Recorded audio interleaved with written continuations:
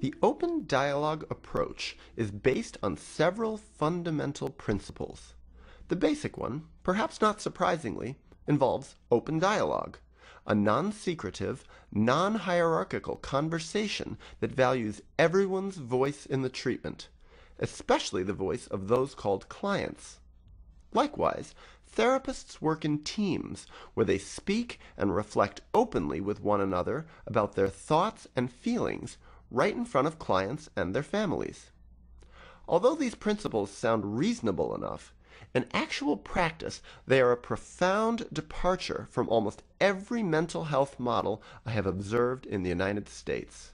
You're going to be privy to a form of care that really is getting the best outcomes in the developed world, by far. We were a small group of people, and we all had an interest that we want to have a family to become involved in the treatment of severe mental health problems. I remember some meetings that were not for help for the people, and in which we actually acted quite stupidly. Yeah, early on. Early on, yeah. So you made mistakes early on? Yeah, we made mistakes. Like what? We still thought of the treatment that we are the therapist. We have to make plan, we have to have some aims, and we use, for instance, these open meetings as an intervention to have change within the family. What happened was that we didn't realize in the beginning, but while we open up the door for the family and for the client to be there, for the patient to be there from the very beginning, it's the case that they really take a very decisive and active role in the process. The patient does? Yeah, and the family does. They affect from the very beginning how to do, what to go on, what are their needs, and we still try to think that we are the healers, we have the intervention, we have to do that. So the confusion was that you thought you were the experts, the healers, the one who have to make the decisions. Yeah. And what you found is that they wanted to take an active part also. Yeah. So they were treating themselves as the healers and the decision makers, and they would be the ones who made the decisions and the interventions. Yes. So there was conflict. Yeah, very much conflict about it. What, for you, what is the most important thing about open dialogue? The first thing, what I find myself thinking now, if you ask this tomorrow, there would be another thing that would come first to my mind. But today, what comes first to my mind is that everybody's voice is important. We aim at a democratic system where people can have their say about their own treatment, and that we are kind of try to be on the same level with people and being equal with them. It's honest way to do work, I think, and I think that when someone comes into psychiatric polyclinic they are in their crisis, I think that we are, what's the word, obligated into that we have to be honest. This has to be a fair deal, because otherwise it can't heal anyone. We are not professionals who had to know everything right away, you know. Right. We don't go there like a specialist and after 1 hour we tell family what's wrong with you. Now we think that it's no longer a question that we are sitting together for making decisions and making plans for the future, but we are sitting together to understand more. And in this we aim at generating dialogue, and this actually becomes the most important aspect. No longer thinking that the aim of the meeting is to have solution. The solutions comes a part of self-evident process that is opened up while we focus on how do we manage to have all the voices heard. So the purpose is dialogue, and as a consequence of the dialogue, the solutions happen. Yeah, the change starts to happen immediately. It's a kind of two-way connecting. It's not me treating somebody, but it's something I risk myself when I enter into a conversation. We have the idea of hearing people and creating something together based on that. When someone calls, when someone needs help, we try to arrange help for him or her right away. I don't say to a phone that maybe we can meet after 2 weeks and then we have time. That's a part of our, basic rules. When the phone calls, you have to answer it.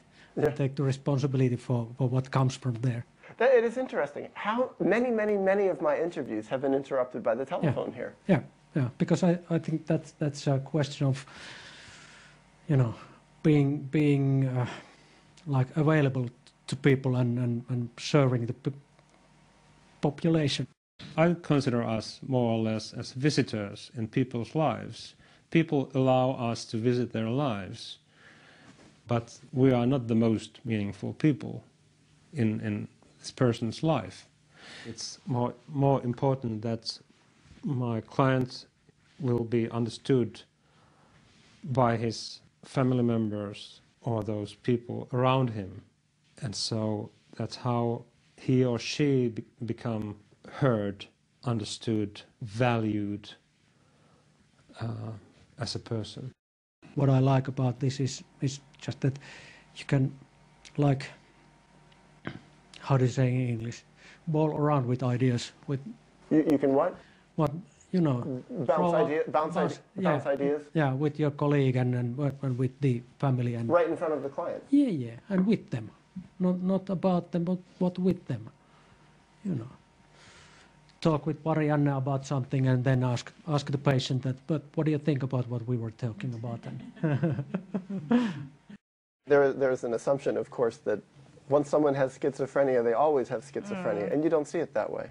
No, I think it is only the name for something, and you can get quite healthy afterwards.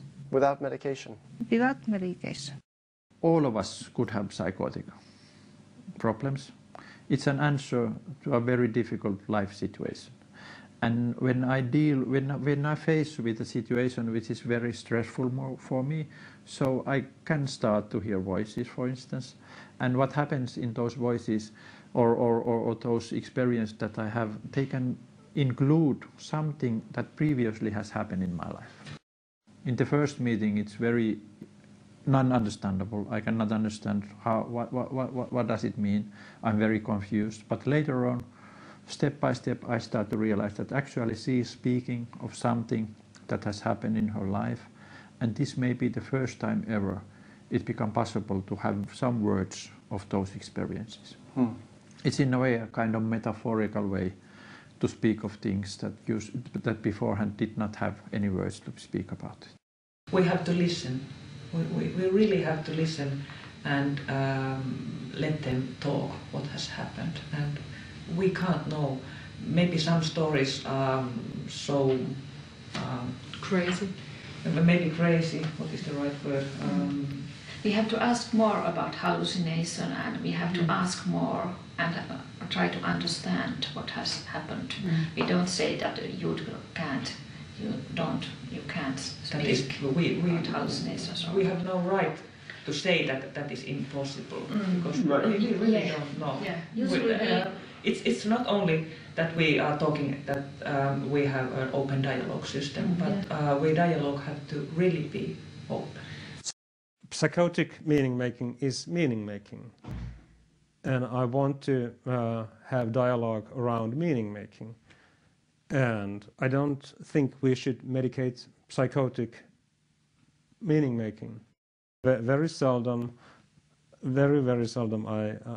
I've been prescribing antipsychotic medicine, and usually.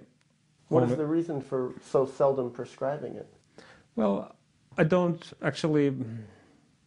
I think I prescribe very seldom any medication, so that's one point. That's one point. I could bring up the idea as an option, as something we could have dialogue about, around, think about possible advantages, possible disadvantage, possible effects, possible side effects. But if I find a lot of other ways to work there, so I don't even have to bring this option there. And usually when we work, there are so many options that we don't get into this point of thinking about medication. It's not either or, it's either medication or not medication, but it's thought to be one part of the treatment if needed. And if needed. So it's such a complicated thing. Yeah. Who decides what's needed, you know? Jointly, in the joint meeting, it should be decided in the joint meetings. And do you ever have different staff members with different opinions? Absolutely, yeah, and that's advisable that if staff members have different opinions, that they could be openly spoken about, so that one staff member could have an idea, perhaps the antipsychotic medication is not needed here, and perhaps the other person have an idea, perhaps the medication would be good, and it's very important to have an open discussion about it. I remember 2 patients I prescribed and tried to tell how you had to take this medication, but they never do that, and they are quite well. So you prescribe, so there are even cases where you prescribe the medication, and they don't even take it. Yes, and tried to tell them that they have to take it. And they didn't? Yes, they didn't, and they are getting well. Anyway. Against your advice? Yes. People say, Western, Finland, they do think it's a much different society. Well, there are outcomes where they have adopted the medical model. And by the way, Finnish doctors are being bought off by by pharma companies too. Their outcomes suck. Right. I mean, it's so different there, okay? I mean, if you look at the outcomes, people recovering there, they're not here, and in so many other countries. So